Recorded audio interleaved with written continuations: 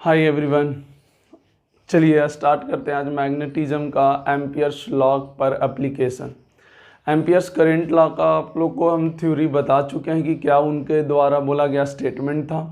आज हम लोग स्टार्ट करेंगे एप्लीकेशन। तो आइए स्टार्ट करते हैं एप्लीकेशन ऑफ एम्पियर्स लॉ या फिर एम्पियर्स करंट लॉ भी बोल सकते हैं आप, दोनों बात बराबर है। एम्पियर्स लॉ बोल दीजिए या एम्पियर्स करंट लॉ बोल दीजिए, बात बराबर है। तो अगर हम लोग बात करें सिंपल सा एम्पियर्स लॉ का एप्लीकेशन के बारे में, तो ऐसे ही सिंपल सा हम शब्दों में देखना चाहते हैं, थोड़ा सा नॉर्मल चीज़, फिर मेन एप्लीकेशन में हम आपके साथ आएंगे। कि जैसे मान लीजिए कि ये कोई एम्पियर्स कर्व है।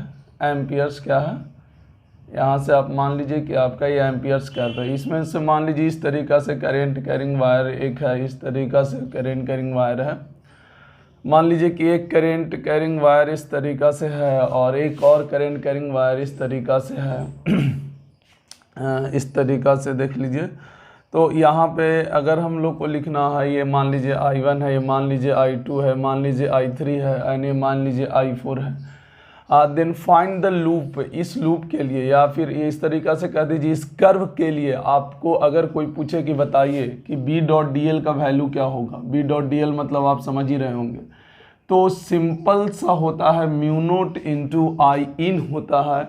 एंड आई इन हमेशा याद रखना है कि लूप को क्रॉस करना चाहिए, कर्व को क्रॉस करना चाहिए और उसी के हिसाब से लेते हैं। लेकिन उससे पहले आपको लूप का एक डिफाइन डायरेक्शन होगा। देखिए जैसे इधर का डायरेक्शन लिए तो जो डायरेक्शन मतलब इस लूप का होगा, जैसे मान लीजिए कि हम इसमें डीएल का डायरेक्शन, ये लूप का डायरेक्शन मतलब समझ रहे हैं, डीएल का डायरेक्शन आपका दिया हुआ है। और डीएल का डायरेक्शन मान लीजिए कि इस डायरेक्शन में डीएल का डायरेक्शन है, या इधर मान लीजिए इधर डीएल का डायरेक्शन हो गया। तो आप देख सकते हैं डीएल का डायरेक्शन ऊपर की ओर है। तो जो डीएल डायरेक्शन के अलोंग करेंट होता है, उस करेंट का वैल्यू हम लोग क्या लेते हैं, पॉजिटिव लेते हैं। तो आप डायरेक्ट यहाँ पे अप्लाई कर सकते हैं। देखिए V.dl इज इक्वल टू क्या कर सकते हैं, म्यू नोट एंड आई इन इस लूप के अंदर आप देखिएगा तो I2 का वैल्यू आपका पॉजिटिव होगा, बिकॉज DL का जो डायरेक्शन है उसी डायरेक्शन में आपका I2 करेंट है, पर I1 करेंट देखिए उसका अपोजिट है। तो इसीलिए हम यहाँ से ऐसे कर सकते हैं कि I2 माइनस I1 लिखेंगे। तो देखिए कितना आसानी से हम लोग अप्लाई कर पाए। अब ऐसा ही मतलब ये तो हम आपको जनरल चीज़ बताएं ताकि मेन सवाल में आपको ऐसे मतलब इस तरीके का चीज़ों को करने में आसानी हो।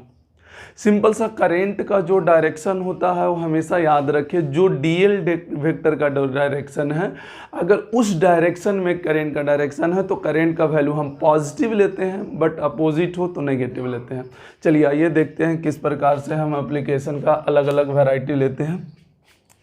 पॉज करके लिख लीजिए।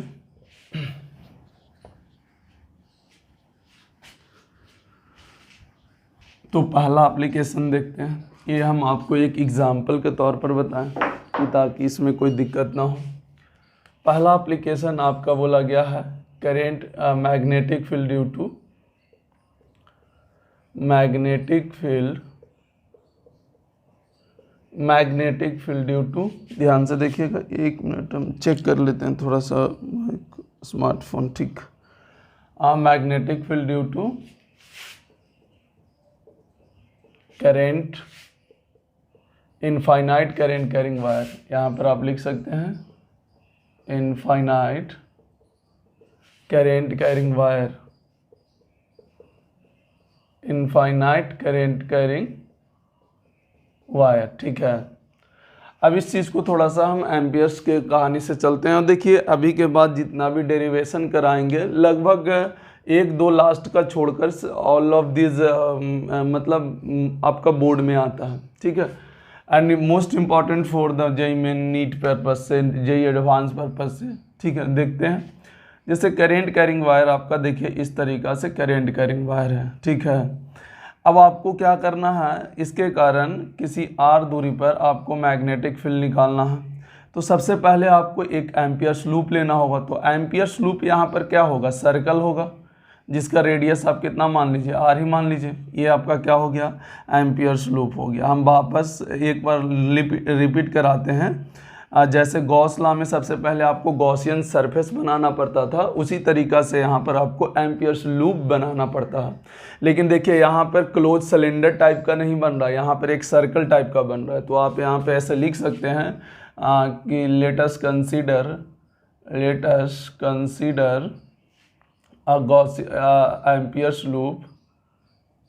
एम्पियर लूप या कर्व बोल सकते हैं एज अ सर्कल।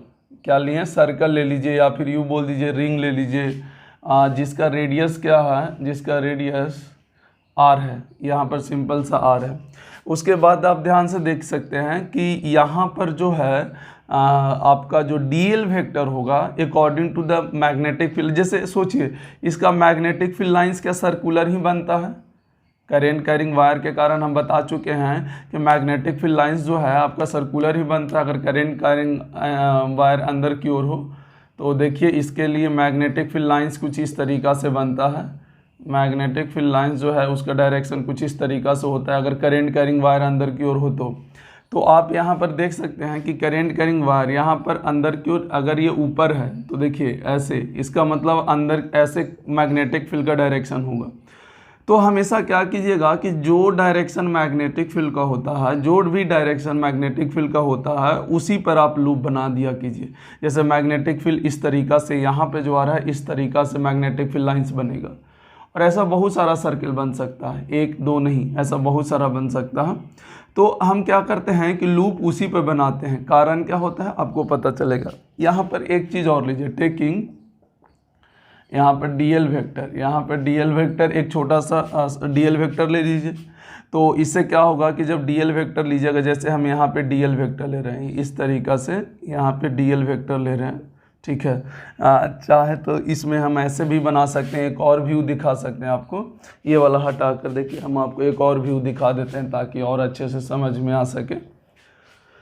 इसका जैसे ऊपर की ओर है, मतलब करंट किधर होगा, बाहर की ओर होगा। तो करंट अगर बाहर की ओर होगा तो इसका मैग्नेटिक फील्ड लाइंस आप जब देखिएगा तो क्या ये ऊपर ऐसे होगा, देखिए इस तरीक़ा से मैग्नेटिक फील्ड लाइंस होगा। तो जो ये मैग्नेटिक फील्ड लाइंस है ना, इसी को आप एम्पियर्स लूप इसी पर बना दीजिए। कारण क्या होगा, जब आप डीएल वेक्टर लीजिएगा देखिए तो क्या मैग्नेटिक फील्ड का जो डायरेक्शन होगा और डीएल वेक्टर का जो डायरेक्शन होगा दोनों का डायरेक्शन सेम होगा। तो जो डॉट प्रोडक्ट हम लोग निकालते हैं एम्पियर्स लॉ में, उस डॉट प्रोडक्ट का कोई मतलब नहीं रहेगा। हम वापस रिपीट करते हैं, एम्पियर्स लूप या एम्पियर्स कर्व वहीं पर ले लें जिस पर मैग्नेटिक फील्ड लाइंस बन रहा हो। जैसे मैग्नेटिक फील्ड लाइंस यही है, और एम्पियर लूप भी हम ले सकते हैं सर्कुलर, तो हम इसी पर ले लेते हैं क्योंकि डीएल वेक्टर जो लिया जाता है क्या एम्पियर्स कर्व पर लिया जाता है, तो इसलिए एम्पियर्स कर्व भी उसी पर बना देंगे। ऐसा, इससे फ़ायदा क्या होगा, तो जो डीएल वेक्टर होगा और जो मैग्नेटिक फील्ड का जो डायरेक्शन होगा आपका, वो उसके बीच का एंगल 0 डिग्री हो जाएगा। मतलब हम एम्पियर्स लॉ जब लगाएंगे तो उसमें जो बी डॉट डीएल था, तो बी डॉट डीएल का मतलब बी डीएल कॉस थीटा, तो कॉस 0 हो जाएगा। कॉस 0 का कोई मतलब है नहीं, तो इसीलिए हम यहाँ पर करते हैं। तो यहाँ पर आप ऐसे लिख सकते हैं, देखिए here angle between magnetic field and dl vector is equal to 0 तो ampere loop taking in such a way that if you taking a dl vector is a same sense of direction of magnetic field, ऐसे इस तरीक़ा से आप बोल सकते हैं। खैर उतना लिखने की कोई ज़रूरत नहीं है, छोटा छोटा जो बात है उसी पे लिखिए। देन यहाँ से आप पहले निकाल लीजिए बी डॉट डी एल निकाल लीजिए। देखिए हर पॉइंट पर एम्पियर्स लूप तो वही लिया जाता है, हर पॉइंट पर आपका देखिए मैग्नेटिक फील्ड का वैल्यू कांस्टेंट रहेगा। हर पॉइंट पे यहाँ हर जगह मैग्नेटिक फील्ड कांस्टेंट रहेगा। तो मैग्नेटिक फील्ड तो बाहर कर दीजिए, और डॉट प्रोडक्ट का तो कोई मतलब नहीं है, तो ये डीएल वेक्टर हो गया। और डीएल कहाँ से लिया जाता है, लूप पर लिया जाता है। तो डीएल का इंटीग्रेशन का मतलब क्या, उसका सरकमफेरेंस का सम अच्छा, हम सरकमफ्रेंस का सम क्यों ले रहे हैं? क्योंकि ये रिंग जैसा चीज़ है या सर्किल जैसा चीज़ है, तो सिंपल सा डीएल वेक्टर का पूरा का सम हो जाएगा। तो आप यहाँ से सिंपली क्या लिख सकते हैं, b इंटू 2πr लिख सकते हैं, क्योंकि सरकमफ्रेंस 2πr होता है। उसके बाद आप देख लीजिए, अब अप्लाई कर सकते हैं यहाँ पर, अप्लाई एम्पियर्स लॉ, यहाँ से अप्लाई क्या कर सकते हैं, एम्पियर्स लॉ। अगर आप एम्पियर्स लॉ अप्लाई करिएगा तो आप ये फार्मूला अप्लाई कीजिएगा, ये सॉरी क्लोज नहीं रखना है, इस तरीक़ा से आप यहाँ से b डॉट डी एल जब लिखिएगा तो क्या होगा, म्यू नोट इंटू आई इन हो जाएगा। तो ये अलग चीज़ है, म्यू नोट b इंटू ये तो 2πr आ गया, और म्यू नोट आई इन कितना आएगा, तो देखिए आई इन का मतलब देखिए dl वेक्टर का जो डायरेक्शन है क्या वही डायरेक्शन आपका करेंट का भी है, जो dl वेक्टर का डायरेक्शन है क्या वही डायरेक्शन करेंट का है। तो आई इन सिर्फ एक आई है तो आई रहने दीजिए। तो देखिए मैग्नेटिक फील्ड कितना आ गया, म्यू नोट आई बटा 2π, एंड यहाँ पर आप लिख सकते हैं आर। तो देखिए वही रिजल्ट आ गया, देख सकते हैं आपका जो रिजल्ट है, पहले ऑलरेडी हम सीख चुके हैं कि इनफाइनाइट वायर के कारण जो मैग्नेटिक फील्ड होता है किसी आर दूरी पर वो कितना होता है, म्यू नोट आई बटा 2πr। अब देखिए यहाँ पर हम आपसे एक और सवाल करते हैं, देखिए ये बहुत ज़्यादा इम्पॉर्टेंट है, अभी आगे जब कराएंगे तो वो आपको काम आएगा। देखिए अगर हम वायर की बात कर रहे थे तो हम ये नहीं बात किए कि ये वायर अंदर से हॉलो है कि वायर अंदर से भरा हुआ है। अगर हॉलो होता तो भी बाहर में, वायर के बाहर में आपका मैग्नेटिक फील्ड का वैल्यू देखिए म्यू नोट आई बटा 2πr होगा, या फिर अंदर हॉलो हो चाहे सॉलिड हो, हम ये कभी अभी तक बात नहीं किए हैं। लेकिन ये बात कंफर्म हो गया कि अंदर हो सकता है कि हॉलो हो और हो सकता है कि सॉलिड हो, दोनों बातें हो सकती है। तो अगर दोनों बातें हो सकती है तो बाहर में मैग्नेटिक फील्ड दोनों केस में आपका क्या होगा, म्यू नोट आई बटा 2πr। हाँ, अंदर में चेंज हो सकता है कि अंदर में मतलब ये जो वायर के अंदर के किसी पॉइंट पर आपसे मैग्नेटिक फील्ड पूछा जाए तो उसका वैल्यू चेंज हो सकता है। तो अगला पार्ट जो है, अगला स्लाइड जो है आपका उसी पर है, एक बार पॉज कीजिए और इसको लिखिए। चलिए पॉज करके जल्दी से लिखिए, इसको हटा रहे हैं, सेकंड एप्लीकेशन पे जाएंगे हम लोग।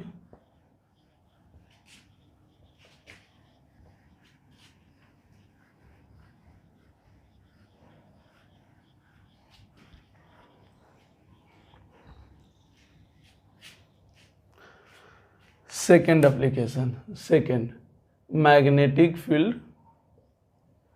देखिए मैग्नेटिक फील्ड ड्यू टू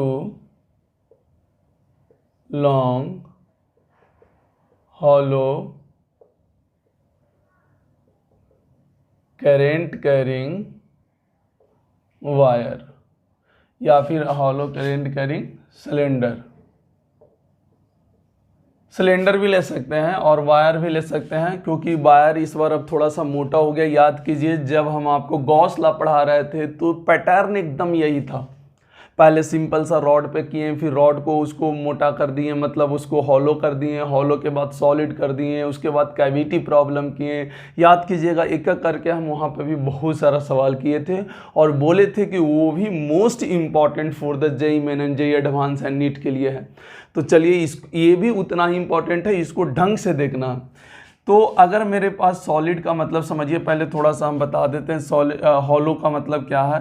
जैसे देखिए यहाँ पर जो करेंट होगा वो आपका इस तरीक़ा से होगा, आपका किनारे किनारे होगा। जो करेंट होगा ना, वो करेंट का जो वैल्यू होगा वो आपका किनारे किनारे होगा। देख लीजिए इस तरीक़ा से होगा, समझिए ध्यान से, ऐसे होगा। करेंट का डायरेक्शन बाहर बाहर होगा, बीच से नहीं होगा। देखिए बीच से नहीं होगा, इस तरीक़ा से है। करेंट का जो वैल्यू है इस तरीक़ा से ऐसे है, करेंट आई है, किनारे किनारे है, बीच में देखिए कोई भी करंट नहीं होगा, सिर्फ किनारे किनारे से है। तो इसको हम यहाँ पर रेडियस मान लेते हैं, कैपिटल आर मान के चलते हैं। और इसमें जो डिफाइन किया जाता है जे, आपको पता होगा जे इज़ द करेंट डेंसिटी। जब हमको करेंट इलेक्ट्रिसिटी हम आपको पढ़ा रहे थे तो याद होगा हम वहाँ पे करेंट डेंसिटी पढ़ाए थे, जो कि जे होता है टोटल करेंट बटा cross sectional area. Cross sectional area या फिर यूँ कह लीजिए कि नॉर्मल एरिया जो करेंट के परपेंडिकुलर क्रॉस सेक्शन से बनता है वही एरिया होता है। और हम वहाँ पर मेंशन किए थे कि करेंट डेंसिटी जो है आपका करेंट चैप्टर से ज़्यादा इम्पॉर्टेंट है मैग्नेटिज्म में। तो आइए अब इस पर हम लोग बात करेंगे। इसका एक और व्यू बनाते हैं जिस व्यू से हम लोग सारा सवाल करते हैं। देखिए अगर इस टाइप का दिया हुआ है करेंट का डायरेक्शन, देखिए हम ऐसे मान लेते हैं कि ये बाहर की ओर करेंट का डायरेक्शन है, ठीक है, ऐसे बाहर की ओर है। और देखिए अंदर में एक भी करेंट का डायरेक्शन नहीं है, सब ये जो है किनारा किनारा से आ रहा है। तो ये आप इसको स्पेयर और या फिर ये इस टाइप का सर्किल नहीं समझिएगा, ये सिलेंडर है, बस इसका टॉप व्यू हम आपको बना के दिखा दिए हैं। अब हमारे पास यहाँ से 3 केस बनता है, ध्यान से देखिएगा, ये रेडियस आर है हमारे पास। देखिए एक पॉइंट तो अंदर में है जिसको हम आप मान लेते हैं P, और एक पॉइंट मेरा कहाँ है, Q है, ध्यान से देखिएगा। और एक पॉइंट जो है मेरा सरफेस पर है, तो खैर सरफेस पर तो अपने आप हो जाएगा। हमारा दोनों पॉइंट पर हमको मैग्नेटिक फील्ड निकालना है, जिस तरीका से हम लोग इलेक्ट्रिक फील्ड निकाला करते थे स्फेरिकल शेप में या सिलेंड्रिकल शेप में, उसी तरीका से हम यहाँ भी काम करते हैं। तो देखते हैं यहाँ पर इस तरीक़ा से कैसे काम होता है। यहाँ पर करेंट, टोटल करेंट कितना है, I है।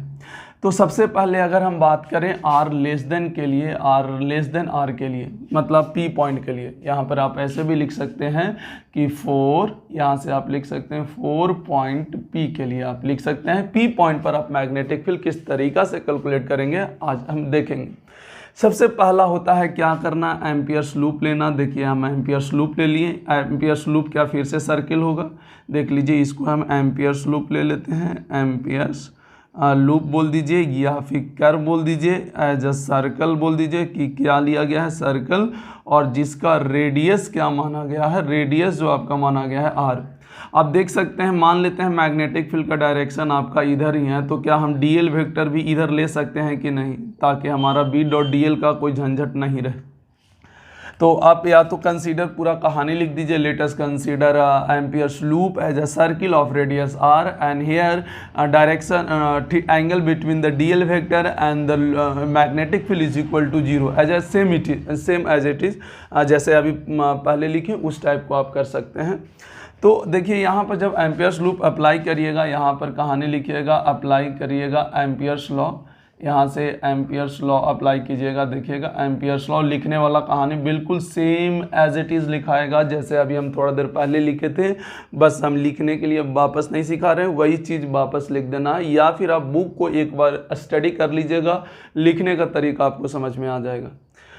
तो जब अप्लाई करेंगे तो यहाँ पर सिंपल सा क्या होता है, बी डॉट डी एल होता है, और यहाँ पर म्यू नोट आई इन होता है, बी बाहर हो जाएगा क्योंकि हर जगह सेम है, और डॉट प्रोडक्ट का कोई मतलब नहीं, म्यू नोट आई इन मतलब आई है, और देखिए बी डी एल मतलब आपको दिख रहा होगा कि ये सर्किल है तो उसका पूरा सरकमफेरेंस हो जाएगा।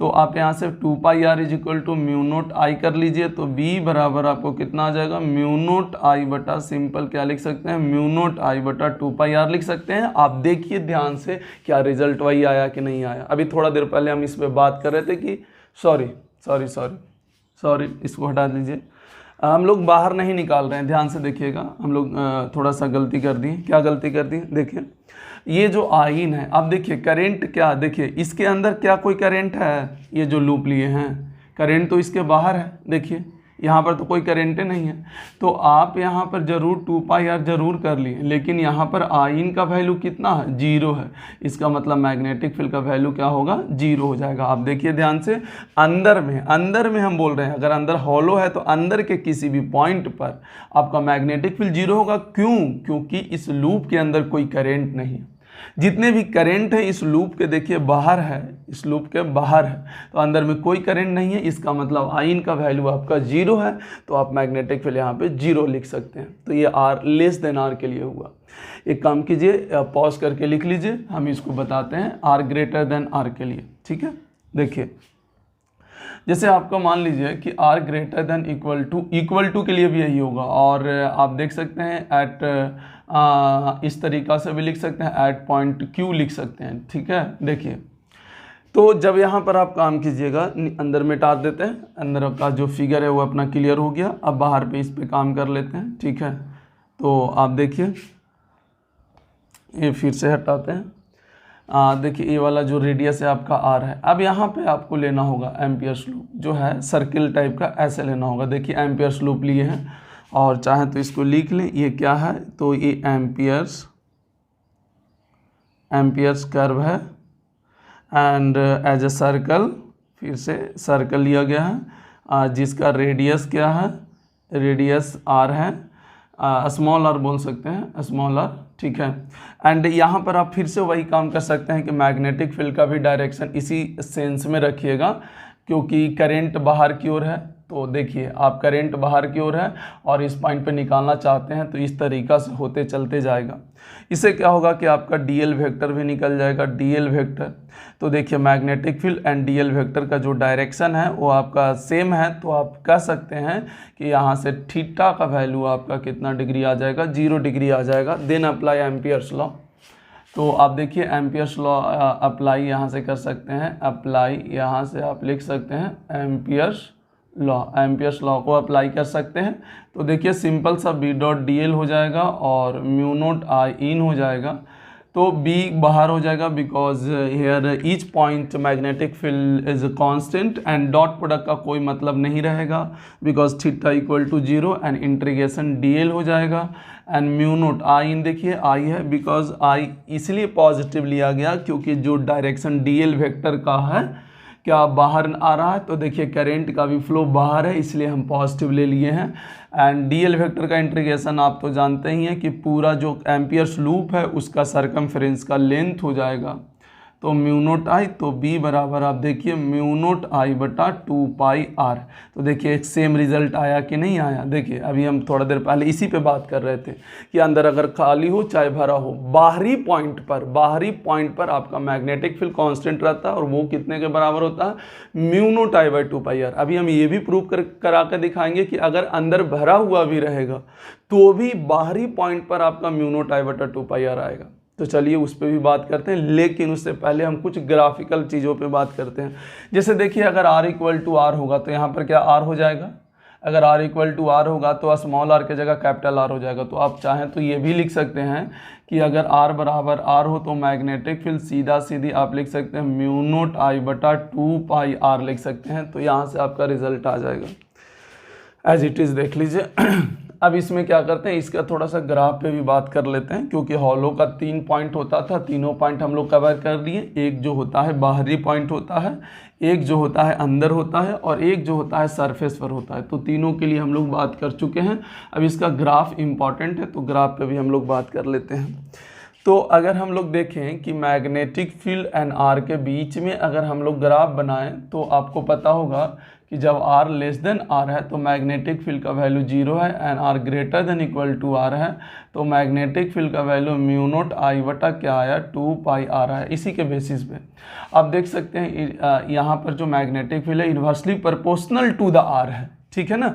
तो आप देखिए स्टार्टिंग में r इक्वल टू आर तक के आपका कोई भी जो है आपका कोई भी नहीं मैग्नेटिक फील्ड है, exact r equal to R पे आएगा कितना, म्यू नोट आई बटा 2 पाई आर आएगा exact r equal to R पे। उससे पहले कोई भी मैग्नेटिक फील्ड नहीं। उसके बाद कैसे होगा तो हाइपरबोलिक होगा। देख लीजिए हाइपरबोलिक मतलब जैसे जैसे आपका r बढ़ेगा आपका मैग्नेटिक फील्ड डिक्रीज होगा। तो आप देख सकते हैं ये आपका ग्राफ हो गया हॉलो सिलेंडर के लिए, हॉलो करंट कैरिंग सिलेंडर के लिए, ठीक है।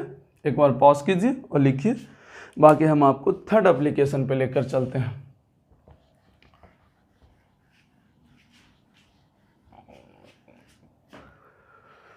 बस इसमें जो ये हॉलो है आप इसको सिर्फ सॉलिड कर दीजिए, क्या कर दीजिए, सॉलिड है, ठीक है। तो पहले हम थोड़ा सा लॉन्ग सिलेंडर पे बात कर लेते हैं, सॉलिड का मतलब किस प्रकार से है। सबसे पहले तो ये लॉन्ग है इस तरीक़ा से और इस बार करंट जो है आपका हर मोमेंट पर है। देखिए इस तरीक़ा से किनारा से तो है ही, इस बार बीच से भी है। देखिए आपको दिख रहा होगा कि जो करंट निकल रहा है वो आपका बीच से भी निकल रहा है, किनारा से तो निकल ही रहा था। देखिए किनारा से तो निकल ही रहा था इस तरीक़ा से, समझें। देखिए इस बार बीच से भी करंट निकल रहा है और इसका रेडियस आप कितना ले लिए r, और इसमें देखिए करेंट डेंसिटी डिफाइन फिर से हो सकता है जे, यहाँ पर अभी नहीं करने का ज़रूरत पड़ा पर इसमें करने का ज़रूरत पड़ेगा क्योंकि J is the most important part.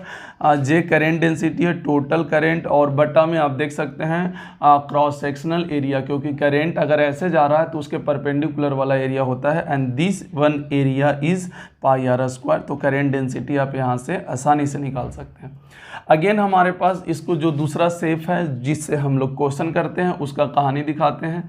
अगर आपको मैग्नेटिज्म में इस प्रकार चीज़ दिखाई देगा तो आप समझ जाइएगा कि आपसे जब भी पूछेगा तो इसी प्रकार से क्वेश्चन दे के पूछेगा। आपको समझना चाहिए कि ये सिलेंड्रिकल टाइप का चीज़ है जब भी ऐसा मैग्नेटिज्म में रहेगा। तो देखिए जैसे मान लीजिए ये है तो इसमें जो करंट है मान लेते हैं बाहर की ओर है, सारा जो करंट है जितने भी करंट्स हैं सब के सब बाहर की ओर है। ऐसे ऐसे इस तरीक़ा से है जो है करंट का डायरेक्शन जो है आपका बाहर की ओर है, इस तरीक़ा से है, ठीक है, ऐसे है, ऐसे है, इस तरीक़ा से करंट का जो डायरेक्शन है आपका बाहर की ओर है, इस तरीक़ा से आपका बाहर की ओर है करंट का डायरेक्शन जो है। आप बीच में सॉलिड भी है। तो अब सबसे पहले हम क्या करेंगे, हम बात करेंगे, हमारे पास देखिए 2 पॉइंट है, एक पॉइंट मान लीजिए P और एक पॉइंट बाहर मान लीजिए Q, और इस पे ही हमको निकालना है इसका रेडियस कितना है, कैपिटल R है, और जो भी जनरल लेंगे वो स्मॉल r लेके चलेंगे। अगर P पे निकालेंगे तो स्मॉल r मान के चलेंगे, और Q पर भी निकालेंगे तो स्मॉल r मान कर ही चलेंगे। तो चलिए एक बार स्टार्ट करते हैं लेस देन आर के लिए, आर लेस देन आर के लिए, और इक्वल टू आर इसमें जुड़ जाता है, आर लेस देन में ही इक्वल टू, या फिर बोल लीजिए at point P, at point P भी मान सकते हैं एंड सरफेस भी मान सकते हैं। तो सबसे पहला काम क्या करते हैं, लूप बनाते हैं। क्या फिर से लूप हम ऐसा बनाएं जिससे वो अंदर की ओर हो जाए, क्या फिर से हम सर्कल ही लूप बनाएंगे। फिर से मैग्नेटिक फील्ड का डायरेक्शन देखिए बाहर की ओर है, सॉरी करंट का डायरेक्शन है बाहर की ओर, तो पाम रूल से मैग्नेटिक फील्ड देखिए फिर से इस डायरेक्शन में होगा। तो क्यों ना हम डीएल जो वेक्टर लें, डीएल वेक्टर जो लें क्या इसी डायरेक्शन में ले लें, ताकि मैग्नेटिक फील्ड और डीएल वेक्टर का एंगल 0 डिग्री हो जाए। देखिए एम्पियर्स लूप जो है या तो सर्कल होगा या तो रेक्टेंगल होगा। आप किसी भी तरीक़ा से आप सोचिए कि जब भी अगर सिलेंडर टाइप का होगा तब तो सर्कल ही लिया जाएगा। तो आप देख सकते हैं यहाँ पे क्या किया गया है, consider a circle as a amperes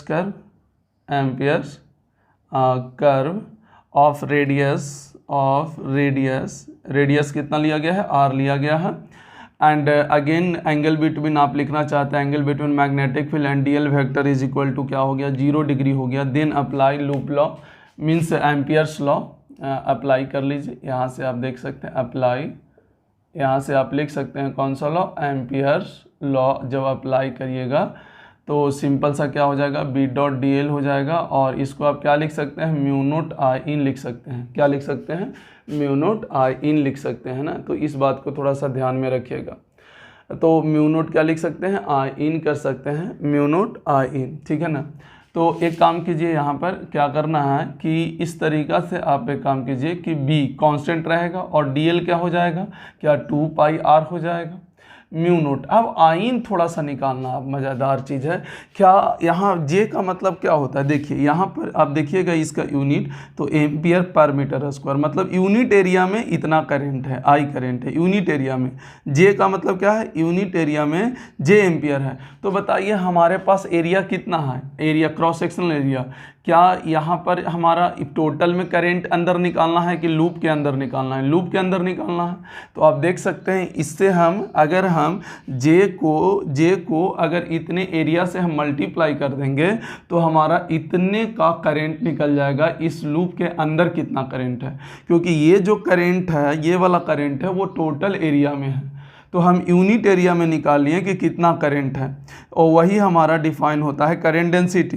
तो अगर यूनिट एरिया में कितना करंट है वो पता है, तो क्या हम इतने एरिया में कितना करंट है नहीं निकाल सकते हैं। तो यहाँ से आप आई निकाल सकते हैं आसानी से, जे बटा पाई आर स्क्वायर सॉरी आई बटा पाई आर स्क्वायर, और इनटू ये तो हुआ करेंट डेंसिटी, यूनिट एरिया में कितना करंट है। अब हमको कितने एरिया के लिए निकालना है, तो पाई आर स्क्वायर एरिया के लिए, क्योंकि इसके अंदर का कहानी हमको निकालना है पाई आर स्क्वायर के लिए। तो देखिए यहाँ से आसानी से कट जाएगा इस तरीक़ा से, और एक आर से एक आर कट जाएगा, और आप देख सकते हैं mu equal B equal to यहाँ से कितना आ जाएगा, यहाँ पर जे के टर्म में भी आप रख सकते हैं, चाहे तो आप जे के टर्म में ही रख लें, आप सीधा सीधी इसको जे के टर्म में रखें, बाद में हम आई में कन्वर्ट कर देंगे।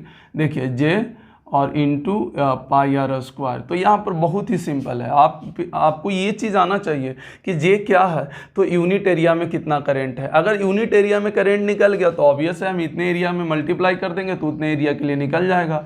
तो आर से आर, पाई से पाई, आप देखिए यहाँ से म्यू नोट जे आर बटा 2, तो आपको दिखाई देगा कितना सिंपल सा रिजल्ट है। आप देख सकते हैं mu naught J current density and J I के टर्म में करना है, तो जे का वैल्यू देखिए आप इतना पुट कर दीजिए वहाँ, जे का वैल्यू अगर आप इतना वहाँ पुट कर दीजिएगा तो आपका काम बन जाएगा। तो देखिए, और यहाँ से देखिएगा तो directly proportional to the radius आया है। This part is the most important.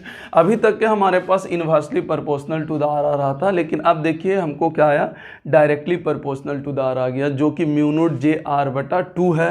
And चाहें तो जे का वैल्यू यहाँ से पुट करके आई के टर्म में ला सकते हैं आप। अगर आर इक्वल टू आर कर देंगे तो आपका जो मैग्नेटिक फील्ड हो जाएगा, आप देख सकते हैं म्यू नोट जे आर बटा 2 कर सकते हैं। यहाँ से आप जब वैल्यू पुट करिएगा तो आपको अपने आप आ जाएगा म्यू नोट जे आर बटा 2, क्योंकि ये less than and equal to दोनों के लिए वैलिड है। ग्रेटर देन में इक्वल टू नहीं होगा, यहाँ पे बस लेस देन में इक्वल टू में वैलिड होगा। तो यहाँ पे आप देख सकते हैं इस तरीक़ा से पॉज कीजिए और लिखिए, और अगर कोई भी डॉट हो तो वापस रिपीट कीजिए, वापस उसको रिकॉल कीजिए, तो ताकि आप इस चीज़ को फिर से समझ सकें कि किस तरीक़ा से बताया गया है। चलिए अब यहाँ पर क्या कीजिए, आर ग्रेटर देन के लिए कर लीजिए। आर ग्रेटर देन के लिए ये हटा देते हैं, ये भी हटाते हैं, अंदर में थोड़ा सा ज़्यादा हो गया है। देखिए आर ग्रेटर देन के लिए इस तरीक़ा से क्यू पर निकालना है। सबसे पहले यहाँ पर क्या कर लीजिए, आर ग्रेटर देन, और यहाँ पर क्या कर लीजिए, क्यू। अब देखिए यहाँ पर तो है, देखिए हम डायरेक्ट सिर्फ ऐसे कर देते हैं और कहीं कहीं करते हैं ताकि थोड़ा सा फिगर साफ रहे। अभी थोड़ा देर पहले फिगर देख रहे होंगे कितना थोड़ा सा मुश्किल था उसको करना। इसका मतलब करेंट जो है आपका बाहर की ओर है, ठीक है। आप इसमें क्या कीजिए कि आपको बाहर निकालना है, मतलब स्मॉल आर रेडियस ले लीजिए, वहाँ पे क्यू पे, यहाँ पे क्यू जो माने हैं, इसका रेडियस तो आर है ही। क्या हम यहाँ पे फिर से लूप लेंगे, तो फिर से आप लूप लीजिए इसको। ये एम्पियर्स लूप है, कौन सा लूप है, ये आपका जो है एक कैसा लूप है, एम्पियर्स लूप है ना। ये देख सकते हैं ये कैसा लूप है, एम्पियर्स लूप है, आप देख सकते हैं। तो देखिए अगर ये एम्पियर्स लूप है और ये एम्पियर्स लूप कैसा है, एज अ सर्किल है, एज अ, अगर देख सकते हैं तो सर्किल है जिसका रेडियस आप क्या ले सकते हैं, आर ले सकते हैं। अब फिर से पाम रूल से देखिए तो मैग्नेटिक फील्ड इस डायरेक्शन में होगा, तो आपको भी डीएल भी कुछ इस डायरेक्शन में लेना होगा, या फिर आप करेंट के हिसाब से डीएल वेक्टर ले सकते हैं। करेंट किधर है, बाहर है, तो डीएल वेक्टर भी बाहर की ओर होना चाहिए। करेंट अगर बाहर की ओर है तो डीएल वेक्टर भी कैसा होना चाहिए, बाहर होना चाहिए, तभी ना उसको पॉजिटिव लेंगे। तो ये डीएल वेक्टर ऐसा ले लीजिए। तो देखिए डीएल वेक्टर और मैग्नेटिक फील्ड वेक्टर के बीच में एंगल कितना है, 0 डिग्री है। तो सीधा सीधी हम अप्लाई करते हैं, तो सीधा सीधी जब अप्लाई कीजिएगा तो इस तरीक़ा से क्या हो जाएगा, बी डॉट डी एल हो जाएगा, बराबर आप लिख सकते हैं म्यू नोट आई लिख सकते हैं। तो यहाँ पर देखिए बी डी एल क्या हो जाएगा, क्या डी एल फिर से 2 पाई आर, डॉट प्रोडक्ट का कोई मतलब है नहीं, because angle between the magnetic field and D A vector is equal to 0।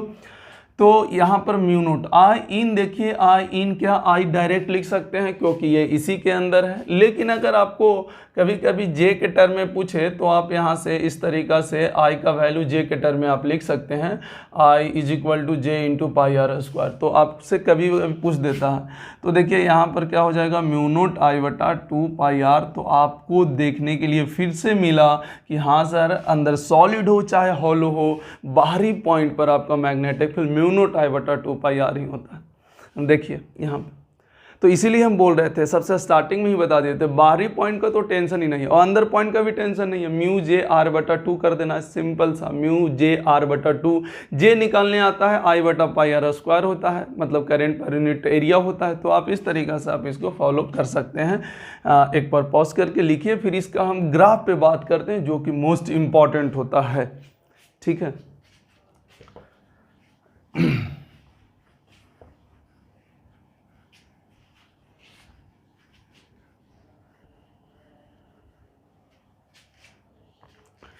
चलिए आइए देखते हैं कि किस तरीक़ा से ग्राफ है।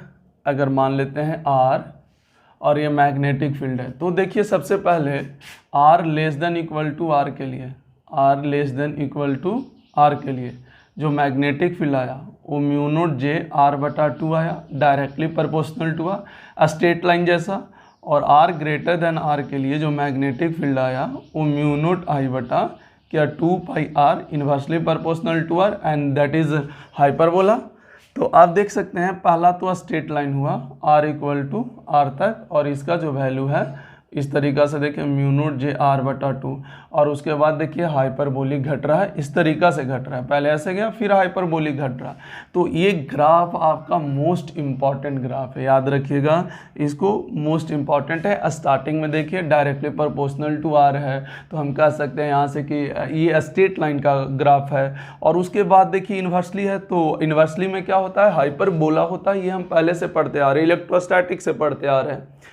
तो देखिए आपका ये भी कवर हो गया। तो ये दोनों पार्ट मोस्ट इम्पॉर्टेंट पार्ट है, एक बार इसको लिख लीजिए। फिर इसके बेसिस पे कैविटी प्रॉब्लम कैसे बनाया जाता है उस पर हम बात करते हैं। लिखिए एक बार, पॉज करके लिखिए।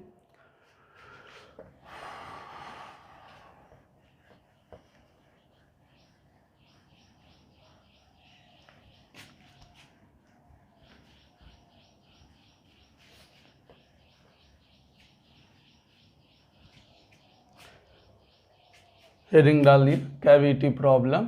इसमें भी कैविटी प्रॉब्लम है। कैविटी प्रॉब्लम आप लोग शुरू से देख रहे होंगे क्या होता है, जितना जो भी है हम स्टार्टिंग में कैविटी नहीं मानते हैं, तो जो इतना पार्ट हम एक्स्ट्रा मानते हैं उतना पार्ट को हम नेगेटिव करके हम सॉल्व कर देते हैं। आइए देखते हैं कैसे सॉल्व करते हैं। जैसे मान लीजिए कि ये आपका सिलेंडर है, जब भी ऐसा बनाएंगे तो सिलेंडर बनाएंगे, है ना, आप याद रखिएगा। यहाँ पर इस तरीक़ा से है और एक और कैविटी बना लीजिए, और बाकी में ऐसा मान लीजिए कि करंट अंदर की ओर है, ठीक है ना। एक क्रॉस का मतलब क्या होगा, करंट अंदर की ओर है। और आपको फिर से हम रिपीट कर देते हैं इस बात को कि आप यहाँ पे क्या मानिएगा, इसका शेप स्फेयर नहीं है ना सर्किल है, इसका शेप कैसा है, सिलेंड्रिकल टाइप का चीज़ है। इसका जो रेडियस है, रेडियस 4r है, और इसका सेंटर का जो दूरी है, आपको हम दूरी बता देते हैं। इसका सेंटर का जो दूरी है वो 2r है। ये दोनों का जो सेंटर है, सेंटर का बीच का दूरी कितना है बच्चों, 2r है। तो आपसे क्या पूछा, ध्यान से समझिएगा। यहाँ से करंट जो डेंसिटी है वो ऑलरेडी दे रखा है, कभी कभी करंट भी दे रखा होता है तो हम उसको निकाल सकते हैं। और इसका रेडियस कितना है, r है। और एक बाहरी पॉइंट पर P पॉइंट है, आपको वहाँ पे नेट मैग्नेटिक फील्ड निकालना है ड्यू टू दिस पार्ट, है ना। फाइंड मैग्नेटिक फील्ड, यहाँ से आप लिख सकते हैं फाइंड मैग्नेटिक, यहाँ पर आप लिख सकते हैं field at point P, at point किस पे, P पे, ड्यू टू इस तरीक़ा से कैविटी नहीं आप बोल सकते हैं ड्यू टू दिस पार्ट, मतलब सिलेंड्रिकल पार्ट, सिलेंड्रिकल पार्ट से। देखिए अगर ये वाला पोर्शन कैविटी नहीं होता तो डायरेक्ट हम लोग म्यू नोट आई बटा 2 पाई आर कर देते और आई का वैल्यू जे के टर्म में लिख देते। अगर अगर अगर अगर नहीं होता तो, अगर ये कैविटी नहीं होता तो, लेकिन कैविटी आ गया तब कैसे करेंगे। तो चलिए आइए स्टार्ट करते हैं, तब कैसे किया जाएगा। सबसे पहले ऐसा ट्रीट कीजिए कि आपका जो है कोई कैविटी ही नहीं है और ये दूरी दे रखा है, ये दूरी आपका है 8r दे रखा है, दूरी दे रखेगा ना, तभी तो ये स्मॉल r का वैल्यू होगा। तो स्टार्टिंग में क्या कर लीजिए, आप ऐसा मान लीजिए कि आपका कोई कैविटी नहीं है। अच्छा, मैग्नेटिक फील्ड का डायरेक्शन क्या नीचे की ओर होगा। अगर यहाँ पर निकाला जाए P पॉइंट पर तो देखिए मैग्नेटिक फील्ड का डायरेक्शन नीचे की ओर होगा B1, एंड B1 का वैल्यू क्या लिख सकते हैं, क्या म्यू नोट आई, यहाँ पर क्या लिख सकते हैं बोलिए, म्यू नोट आई बटा 2 पाई आर, बिकॉज बाहर वाला पॉइंट है, बाहर वाला पॉइंट के लिए अभी बोले थे म्यू नॉट आई बटा 2 पाई आर, लेकिन यहाँ पर आई निकालना होगा क्योंकि आई दिया हुआ नहीं है। तो आई कैसे निकलेगा, तो जे इंटू एरिया, तो एरिया कितना होगा, तो एरिया यहाँ पर क्रॉस सेक्शनल होता है, तो पाई इंटू 4r का स्क्वायर होगा। मतलब यहाँ से आप क्या लिख सकते हैं, 16 पाई आर स्क्वायर जे, देखिए 16, ये 16 है, तो आप जे इंटू एरिया से निकाल सकते हैं, because J is equal to current per unit area. तो करंट निकालना हो जितने एरिया के लिए, क्या जे को हम उससे मल्टीप्लाई कर देंगे तो मेरा काम बन जाएगा। तो करंट बराबर जे, और ये टोटल एरिया के लिए करंट निकालना था, तो हम टोटल एरिया से मल्टीप्लाई किए तो आया 16 पाई आर स्क्वायर। तो यहाँ से आप लिख सकते हैं म्यू नोट 16 पाई, यहाँ से आप क्या लिख सकते हैं, आर स्क्वायर बटा 2 पाई, स्मॉल आर का वैल्यू कितना है, 8r है। तो देखिए पाई से पाई, 2 से 8 बार में, आर से आर गया, और देखिए 8 से 8 भी गया। तो मेरे ख्याल से यहाँ पे जे भी आना चाहिए ना भाई, यहाँ पे जे भी आना चाहिए, जे। तो मेरे ख्याल से कितना आ गया, म्यू नोट जे आर आ गया। मैग्नेटिक फील्ड जब आपका कैविटी नहीं होता तब। अब मान लीजिए कि वो पार्ट भी आप काउंट कर चुके हैं जो पार्ट आपको काउंट नहीं करना चाहिए था, तो क्या हम उसको, ये पॉइंट को हटा रहे हैं, आप लोग थोड़ा सा यहाँ पे लिख लीजिएगा ताकि हमारे पास स्पेस अच्छा बन जाए सॉल्व करने का। हम वो वाला पार्ट में क्या करते हैं, करंट क्या हम बाहर की ओर कर देते हैं, क्योंकि उसमें अगर करंट अंदर की ओर कर दिए तो हम वो पार्ट को यूज कर लेते हैं जिसमें करंट किधर की ओर हो जाएगा, बाहर की ओर हो जाएगा। अब आप देखिए इसका रेडियस कितना था, आर था। अब बाहरी जो पी पॉइंट है वहाँ से आप दूरी जब देखिएगा तो इसका कितना हो जाएगा, 6r हो जाएगा। आप देखिए यहाँ से कैलकुलेट करके दिखाते हैं। टोटल 8r में से 2r घटेगा तो क्या सेंटर से 6r होगा कि नहीं होगा। तो इसके लिए आप मैग्नेटिक फील्ड का डायरेक्शन देखिए किधर आ रहा है, B2 इसको मान लीजिए जो कि ऊपर की ओर आ रहा है, और इसका वैल्यू भी ऐसे ही लिखिए, लेकिन इसका करंट निकालना होगा। तो क्या जे इंटू एरिया से आपको मल्टीप्लाई करना होगा, जे इंटू पाई आर स्क्वायर। तो आप देखिए जे इंटू पाई आर स्क्वायर, ये करेंट का वैल्यू हो गया, बटा 2 पाई आर, आर मतलब स्मॉल आर, तो ये क्या 6r के बराबर होगा। तो यहाँ से देख सकते हैं पाई से पाई, आर से आर, और आप देख सकते हैं कि यहाँ से कितना आ गया, म्यू नोट जे आर बटा 12 आ गया है। तो नेट जब निकालना होगा तो क्या नेट मैग्नेटिक फील्ड एक नीचे है एक ऊपर है, तो क्या नेट मैग्नेटिक फील्ड जो होगा, देखिएगा यहाँ से जो नेट निकालेंगे, क्या यहाँ से B1 minus B2, and final answer नीचे की ओर होगा, क्योंकि नीचे वाला मैग्नेटिक फील्ड आपका ज़्यादा है ऊपर वाला कम है, तो फाइनल का डायरेक्शन नीचे की ओर होगा। And this answer is the correct answer. आप दोनों का वैल्यू पुट कीजिए, मेरे ख्याल से आ जाएगा 11 म्यू नोट जी आर बटा 12, and this is the final answer. I hope कि ये बात आपको समझ में आया होगा। ये सारे चीज़ें अगर आपको नहीं समझ में आया तो एक बार वापस फिर से जाइए, बैक कीजिए, और उसके बाद फिर से इस वीडियो को देखिए, आपको अच्छे से समझ में आ जाएगा। ठीक है, तो पॉज कीजिए और लिखिए इसको।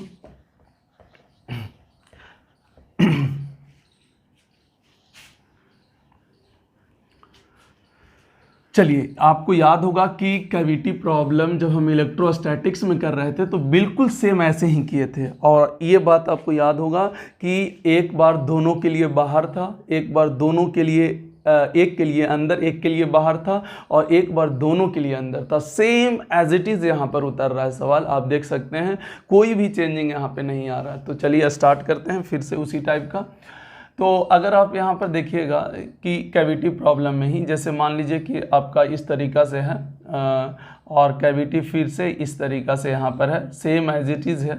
ठीक है, करेंट देखिए हम ज़्यादा नहीं कर रहे हैं, बस 2-3 ऐसे दिखा देते हैं ताकि फिगर साफ साफ दिखाई सके, बट है सॉलिड सिलेंडर टाइप का ही। इसका रेडियस जो है आपका r है, अभी भी ये दूरी कितना है, 2r है, लेकिन और इसका कैपिटल ये वाला जो रेडियस है बड़ा वाला, ये अभी भी 4r है, लेकिन इस बार पॉइंट यहाँ पर P दिया गया है, जो कि सेंटर से ये दूरी 2r है, ये दूरी 2r है, सेंटर से ये पॉइंट पे निकालना है। तो देखिए बड़े वाले के लिए ये वाला पॉइंट अंदर है, और इसका J दे रखा है एम्पियर पर मीटर स्क्वायर, तो बड़े वाले के लिए ये अंदर है, लेकिन छोटे वाले के लिए तो बाहर हो गया।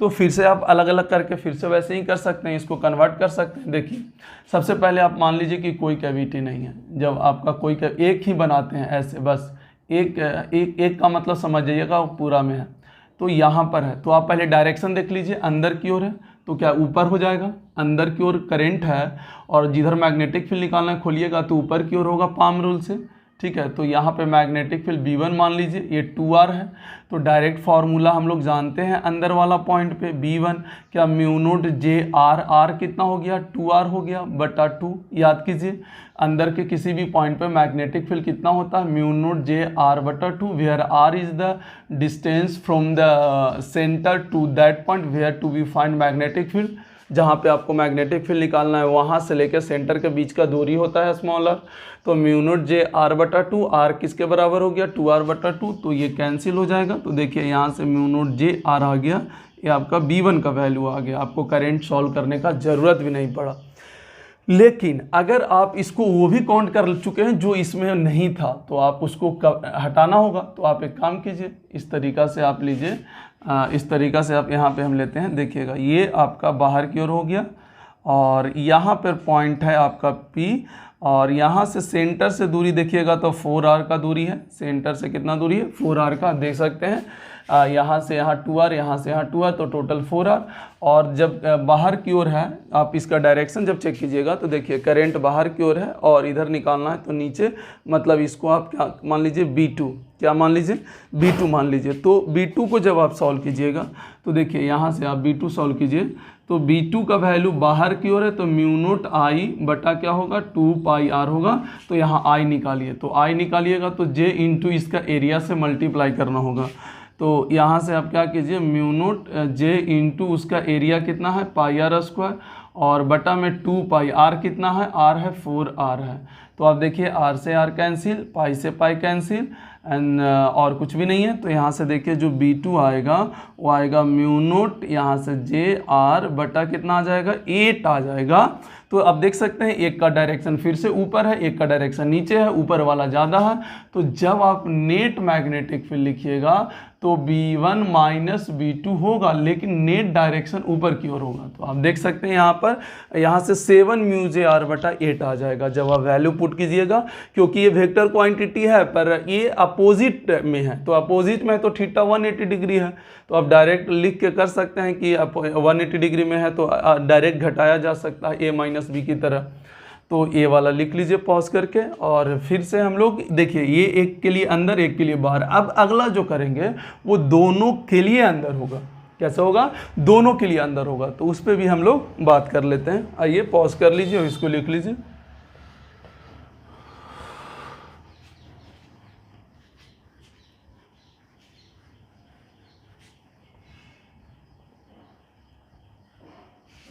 आइए देखते हैं, जैसे अगर दोनों के लिए अंदर हो तब कैसे करते हैं। जैसे अब इसके लिए थोड़ा सा हम बड़ा फिगर बनाएंगे, ठीक है ना। यहाँ पर आप देख सकते हैं ऐसे, ध्यान से देखिए। सबसे पहले करंट इस तरीक़ा से अंदर की ओर है और ये दूरी आप मान लीजिए 4R ही रख लीजिए, कोई फ़र्क नहीं पड़ता यहाँ पे, ठीक है। यहाँ पे आपको इस बार निकालना है, देखिए A पॉइंट पे, और इसका जो A पॉइंट थोड़ा सा पॉइंट हम इधर लेते हैं, ये वाला पॉइंट पे, इसका सेंटर ये है, ये सेंटर का बीच का जो दूरी है इस तरीक़ा से, ये L वेक्टर है, L मान लीजिए L टाइप का चीज़ है, वेक्टर क्यों लिख रहे हैं बाद में समझ में आ जाएगा, L वेक्टर टाइप का। ये सेंटर का बीच का दूरी है, ये वाला दूरी आप मान लीजिए R1 और ये दूरी आप मान लीजिए R2, ये आप मान लीजिए, समझें, ये क्वेश्चन में नहीं दिया रहेगा, डायरेक्ट आपको दिखा देते हैं कि कैसे निकलता है। और J ampere per metre square current density रहेगा मेरा, और ये रहेगा R1 और ये रहेगा R2। तो सबसे पहले आपको क्या करना है, आपको इसके कारण पहले कैविटी नहीं है तब निकाल के देखना है, और उसके बाद थोड़ा सा कहानी इसमें लिखना है, फिर उसी तरीक़ा से इसके कारण निकालना। देखिए ये वाला एंगल आप θ1 ले लीजिएगा, ये वाला एंगल आप θ2 ले लीजिएगा, ये एंगल θ1 ले लीजिएगा, ये एंगल θ2 ले लीजिएगा। ये अपना मन से हम बता रहे हैं, बाकी क्वेश्चन जब आपसे रहता तो डायरेक्ट सिर्फ बोलता कि कैविटी में किसी भी पॉइंट पर आप मैग्नेटिक फील्ड कैलकुलेट करके बोलिए, बताइए क्या होगा।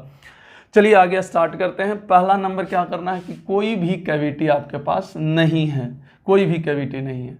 तो जब आपके पास कोई भी कैविटी नहीं है, करंट अंदर की ओर है, तो डायरेक्शन देखिए मैग्नेटिक फील्ड का इधर की ओर होगा। देखिए यहाँ पे इस तरीका से R1 दूरी पर है, तो मैग्नेटिक फील्ड का डायरेक्शन देखिए इस तरीका से होगा। हम एक बार और आपको रिपीट करके दिखाते हैं कि करंट अंदर की ओर इधर निकालना है, ऐसे होगा। और ये भी देख लीजिए कि अगर ये वाला ध्यान से देखिएगा, अगर ये वाला आपका क्या है θ1 है, ये वाला क्या है θ1 है, तो देख सकते हैं आपका ये वाला भी जो है आपका क्या होगा θ1 होगा। ये वाला देखिए, ये वाला पोर्शन आपका, ये वाला पोर्शन θ1 होगा, तो ये 90 माइनस θ1 है, तो ये वाला आपका क्या होगा θ1 हो जाएगा। देख सकते हैं ये वाला θ1 है, तो ये वाला भी θ1 होगा, 90 माइनस θ1, तो ये एंगल आपका क्या होगा θ1 होगा। मेरे ख्याल से यही होना चाहिए। आपको दिख रहा होगा कि हाँ ये आना चाहिए कि बिल्कुल ढंग से हो जाएगा, ये θ1 ही रहेगा, नहीं तो 90 माइनस θ1, तो ये θ1, तो फिर ये 90 माइनस θ1। ठीक है, ये क्यों कर रहे हैं आपको बाद में पता चलेगा। वर्टिकल से ये एंगल θ1 बता रहा है। मैग्नेटिक फील्ड वैल्यू लिख देते हैं, वेक्टर फॉर्म में लिखते हैं μ0 j r1 और बटा में क्या लिख सकते हैं 2 लिख सकते हैं, क्योंकि पॉइंट अंदर की ओर है, तो पॉइंट अंदर में है तो अंदर में मैग्नेटिक फील्ड यही होता है। चलिए उसको भी हम अब करते हैं, जो हम काउंट कर चुके हैं उसको हम बाहर की ओर डायरेक्शन करके हम सॉल्व करते हैं। तो बाहर की ओर जब डायरेक्शन करिएगा तो देखिए, बाहर की ओर जब करिएगा तो देखिए बाहर है, ये सेंटर है, ये वाला के लिए बाहर करंट है और ये पॉइंट पे निकालना है, तो देखिए इस तरीक़ा से हो जाएगा। आप देख सकते हैं यहाँ पर जो मैग्नेटिक फील्ड आएगा जो कि R2 दूरी पर होगा वो इधर की ओर होगा और वो कितना होगा B2 होगा। तो यहाँ से B1 B2 का वैल्यू कितना है ध्यान से देखिए। ये फिर से अगर हम ये θ2 लिए हैं, देखिए यहाँ θ2 लिए हैं, तो क्या फिर से ये 90 माइनस θ2, तो ये वर्टिकल से θ2 होगा कि नहीं होगा, वर्टिकल से एंगल θ2 होगा। हम इसको बड़ा भी करके दिखा सकते हैं एक बार, अगर नहीं समझ में आ रहा है तो इसको थोड़ा सा बड़ा कर देते हैं, है ना। बड़ा है नहीं पर बड़ा करके दिखाते हैं। देखिएगा अगर ये इस तरीक़ा से है, करंट ये है, करंट का डायरेक्शन बाहर की ओर है, सेंटर है, यहाँ पर निकालना है, तो ये मैग्नेटिक फील्ड आपका B2 होगा और ये वाला एंगल देखिएगा θ2 था, तो आप वर्टिकल से आपका फिर से क्या होगा θ2 होगा और ये R2 है, तो B2 का वैल्यू होगा μ r2/2 होगा। देख लीजिए आप यहाँ से। तो आप इसको एक पॉइंट पे सेलेक्ट कीजिए, पॉइंट पे जब आप करिएगा किसी एक पॉइंट पे आप सेलेक्ट कीजिए, तो एक पॉइंट पे सेलेक्ट कीजिएगा तो B1 इधर है और B2 का वैल्यू देखिए इधर है और ये वाला जो आपका है θ1 है, ये θ2 है। तो देखिए मैग्नेटिक फील्ड का दो डायरेक्शन होगा, एक B1 cos θ1 प्लस में यहाँ जाएगा B2 cos θ2 एंड इधर कितना हो जाएगा B1 sin θ1 and this one is the B2 sin θ2। आप नेट मैग्नेटिक फील्ड अगर निकालना चाहते हैं अलोंग द एक्स में, तो क्या हो जाएगा B1 sin θ1 minus B2 sin θ2। देखिए ध्यान से। तो अब इसमें इसका एक और फिगर बनाते हैं। देखिएगा ये वाला ट्रायंगल का हम फिगर बना रहे हैं, ये वाला ट्रायंगल का। देखिएगा कि जैसे ये वाला मेरे लिए क्या था R था, ठीक है, ये वाला मेरे लिए क्या था R था। अब ये वाला मेरे लिए क्या है, सॉरी ये L है, ये वाला L है, ये वाला क्या है मेरे लिए R2 है और ये वाला क्या है मेरे लिए R1 है। अब ये वाला देखिए ये क्या है θ1 है और ये क्या है θ2 है। तो जब देखिएगा ये वाला कंपोनेंट निकालिए, क्या R1 sin θ1 होगा, R1 sin θ1 और ये वाला क्या होगा, क्या R2 sin θ2, क्या दोनों बराबर होगा R2 sin θ2। आप देख सकते हैं ये वाला जो लेंथ है, क्या R1 sin θ1 और R2 sin θ2, क्या ये दोनों बराबर होगा कि नहीं होगा, R1 sin θ1 बराबर R2 sin θ2, क्योंकि दोनों का तो हाइट सेम ही है। लेकिन अगर एल वेक्टर यहाँ पर लिखा जाए, अब देखिए यहाँ पर एल वेक्टर, यहाँ पर पहले एल वेक्टर लिखने से पहले हम यहाँ ये एल वेक्टर लिखिए, तो एल वेक्टर को क्या हम ऐसे लिख सकते हैं B1 R1 cos θ1 R1 cos θ1 plus R2 cos θ2। देखिए आप ये वाला लेंथ पहले लिखिएगा तो R1 cos θ1 और उसके बाद ये लिखिएगा तो R2 cos θ2 और L दोनों का सम हो जाएगा। तो ये दो इंपॉर्टेंट बात यहाँ पर यूज़ होने वाला है। हालांकि डेरिवेशन यहाँ पे मायने नहीं रखता, इसमें रिजल्ट मायने रखता है। तो B1 का वैल्यू जब पुट करिएगा तो देखिए B1 का वैल्यू कितना है μ0 j R1, तो μ0 j/2 तो कॉमन आ जाएगा, बचेगा R1 sin θ1 and R2 sin θ2। अब ये वाला ऊपर देखिए क्या ये दोनों का रिजल्ट सेम है, देखिए ध्यान से, दोनों सेम है तो ये कैंसिल आउट हो जाएगा। तो एक्स डायरेक्शन में अगर मैग्नेटिक फील्ड कोई पूछेगा तो आपका क्या होगा, वैल्यू 0 हो जाएगा। लेकिन अगर यही वाई डायरेक्शन में अगर नेट मैग्नेटिक फील्ड पूछा तो वाई डायरेक्शन में आप क्या लिख सकते हैं, क्या यहाँ पर लिख सकते हैं b1, आप लिख सकते हैं क्या, देखिए cos θ1 एंड प्लस यहाँ पर क्या लिख सकते हैं b2 cos θ2 लिख सकते हैं। अब वैल्यू पुट कर लीजिए तो म्यू नोट j/2 तो कॉमन हो जाएगा, r1 cos θ1 r1 cos θ1 and plus यहाँ से क्या हो जाएगा r2 cos θ2। अब देखिए ये दोनों का वैल्यू क्या है, जोड़ने के बाद l आएगा कि नहीं आएगा, तो म्यू नोट JL/2 और जो डायरेक्शन l वेक्टर का होगा वही डायरेक्शन हमारा, नहीं उसके नहीं नीचे होगा भैया, एल वेक्टर तो सीधा है ना, मैग्नेटिक फील्ड मेरा नीचे आ रहा है ना, नेट देख लो नीचे की ओर होगा। तो यहाँ पर क्या कर सकते हैं, ये अलग चीज़ है, मैग्नेटिक फील्ड वाई नेट की तरफ होगा और डायरेक्शन जो होगा मैग्नेटिक फील्ड का किधर की ओर होगा, नीचे की ओर होगा। यहाँ पर देख सकते हैं नीचे की ओर होगा, क्योंकि यहाँ पर जब हम कंपोनेंट तोड़ रहे हैं इसके कारण, तो नेट जो है मेरा वो नीचे की ओर आ रहा है, तो मैग्नेटिक फील्ड का डायरेक्शन नीचे की ओर एंड वैल्यू हो जाएगा म्यू नोट JL/2। और आप बोल सकते हैं, देखिए आप बोल सकते हैं इसको कि ये इंडिपेंडेंट ऑफ R है, independent of R1 and R2 θ1 θ2, it is only depends on the L। फिर से हम बोल रहे हैं, ये लिख लेना है, it is only depends on the separation distance between their centres, distance between their centres. तो आपको भी पता होगा कि वहाँ पर भी जब हम गॉस लॉ करा रहे थे तो 3 क्वेश्चन कराया गया था और वहाँ पर भी सेम ऐसा हुआ था। देखिए इसका एप्लीकेशन 2-3 और बचा हुआ है, तो हम लोग नेक्स्ट क्लास में करेंगे और स्टार्ट करेंगे फिर फोर्स, बाकी का अगले क्लास में। चलते हैं, आज के लिए बस इतना ही, बाय बाय, टेक केयर।